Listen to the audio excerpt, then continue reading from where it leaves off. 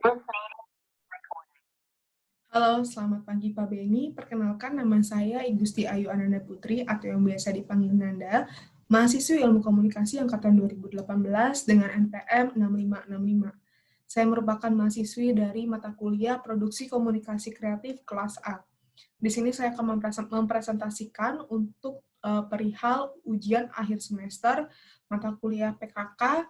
Maka dari itu saya izin untuk share screen.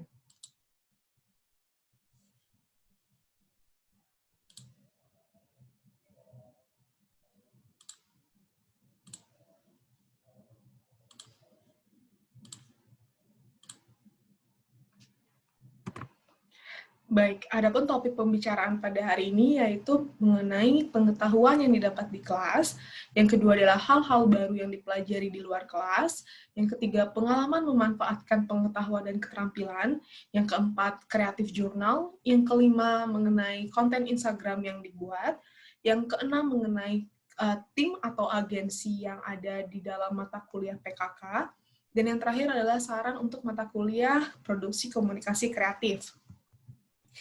Untuk yang pertama, saya akan menjelaskan mengenai pengetahuan yang didapat di kelas. Selama belajar mata kuliah produksi komunikasi kreatif di kelas A, selama 1 semester saya mendapatkan kesimpulan bahwa semua orang kreatif itu tidak peduli dengan latar belakang orang tersebut. Jadi, orang kreatif tidak hanya berada di dalam perusahaan-perusahaan kreatif, tetapi juga bisa memiliki pekerjaan yang lain seperti penjual.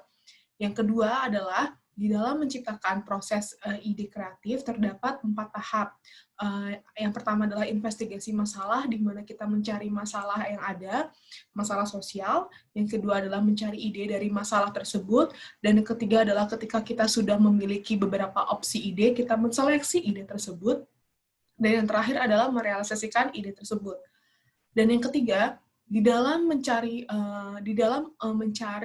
mengalami tahap-tahap proses kreatif, kita harus selalu mengutamakan deeper why, yang dimana kita harus mempertanyakan mengapa dan kenapa kita bisa memilih alasan tersebut. Jadi dengan cara tersebut kita akan menciptakan pikiran-pikiran yang kritis dan juga menciptakan ide yang original. Selanjutnya adalah kita mencari kesimpulan. Selanjutnya adalah kesimpulan, ide kreatif tersebut kita ciptakan dengan melawan asumsi dan hal yang dianggap lazim, sehingga kita mendapatkan point of view dari hal yang berbeda, sudut pandang yang berbeda. Kemudian yang kedua, saya juga mempelajari mengenai cara membuat konten di media sosial. Selama belajar di mata kuliah produksi komunikasi kreatif, saya mendapatkan beberapa cara untuk membuat konten di media sosial, di mana saat ini kehidupan kita itu sangat-sangat bergantung dengan media sosial, baik untuk membranding pribadi maupun suatu produk.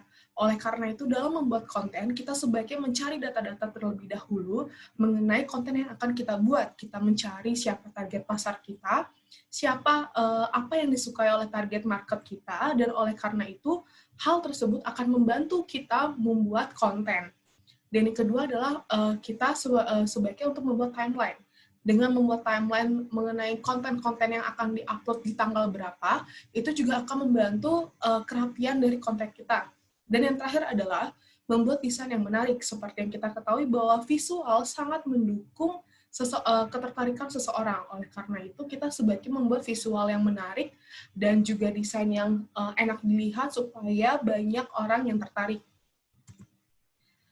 Dan di dalam mata kuliah produksi komunikasi kreatif juga, saya mempelajari mengenai basic digital marketing. Seperti yang sudah saya katakan sebelumnya, bahwa kita berada di era perkembangan teknologi, sehingga teknologi sangat diutamakan, maka digital marketing ini sangat dibutuhkan pada saat ini. Dan di dalam digital marketing itu kita memerlukan 4 tahap atau 4 hal yang sangat kita perlukan.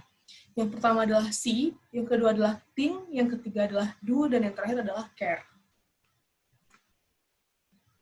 Kemudian, hal baru yang dipelajari oleh saya di luar kelas mata kuliah produksi komunikasi kreatif.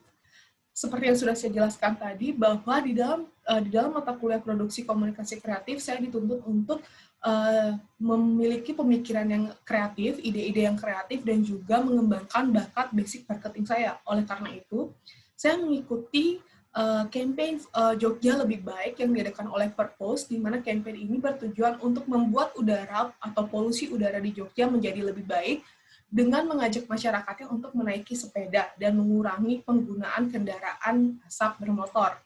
Oleh karena itu, saya bergabung sebagai koordinator volunteernya dan berhasil mengumpulkan 1.000 partisipan untuk mendukung campaign tersebut. Dan selanjutnya adalah mengenai creative account Instagram yang saya miliki, di mana sebenarnya account kreatif ini sudah saya miliki jauh sebelum saya mengikuti mata kuliah produksi komunikasi kreatif. Instagram ini bernama @motret__ dan merupakan account Instagram yang berisikan hasil-hasil karya saya, seperti video dan juga foto. Di dalam account Instagram ini, saya mengkombinasikan dengan caption-caption yang menarik dan juga dengan hashtag-hashtag untuk menarik penonton, untuk menarik audiens agar mengunjungi halaman Instagram kreatif saya. Berikut saya lampirkan mengenai beberapa hasil karya saya. Di sini saya menggunakan caption yang sesuai dengan fotonya, dan juga saya menggunakan hashtag seperti fotografi, photo of the day Yogyakarta, Insta Sunda, dan juga Jogjaisima, dan juga yang lainnya. Di sini saya tidak hanya mengambil satu point of view. Misalkan saya sangat suka, saya tipikal orang yang suka melakukan street fotografi, tetapi juga saya melakukan foto orang dengan mungkin seperti yang saya tampilkan menggunakan kebaya, dan juga banyak lainnya. Oke, memasuki tahap selanjutnya adalah mengenai cerita saya mengenai kreatif agensi yang saya miliki karena mata kuliah produksi komunikasi kreatif. Di sini kreatif agensi saya bernama @asra agensi, beranggotakan 4 orang. Sebelah kiri, yang paling kiri adalah Ading selaku kreatif, ada Daniel selaku strategic planner, Aruna sebagai media planner, dan saya sendiri selaku account eksekutif. Di dalam agensi ini saya mengakui bahwa kami merupakan agensi yang solid dan juga bertanggung jawab atas permintaan klien. Sesuai dengan klien kemarin, kami mendapatkan klien teologi, kami mengikuti segala permintaan klien, kami berusaha semaksimal mungkin untuk memunculkan ide-ide kreatif agar klien tidak kecewa dengan hasil kerja kami. Dan saya pun mengakui bahwa tim saya ini sangat solid, membackup satu sama lain dan mendukung satu sama lain. Oke, baik. Di tahap terakhir merupakan saran untuk proses belajar mengajar mata kuliah produksi komunikasi kreatif. Untuk saya pribadi, kesan-pesan saya selama mengikuti proses belajar produksi komunikasi kreatif, saya sangat menyukai karena Pak Beni mampu memberikan materi tidak hanya berupa kata-kata, tetapi juga visual yang menarik, sehingga saya selaku mahasiswa tidak bosan mendengarkan dan juga mengikuti kelas tersebut. Tetapi kalau dari saya pribadi, saran untuk kedepannya adalah mengenai waktu. Waktu berlangsung atau lamanya waktu kelas itu berlangsung, karena melihat bahwa saya pribadi menggunakan kuota sebagai bahan pembelajaran karena saya sedang diam di kos dan kos tidak mendukung, wifi kos tidak mendukung untuk kuliah online, maka dari itu jika pembelajaran dilakukan selama 2 jam dan menggunakan kuota, saya rasa itu terlalu berat untuk saya pribadi. Baik Pak Beni, sekian presentasi dari saya. Terima kasih atas perhatiannya saya ucapkan. Sampai jumpa.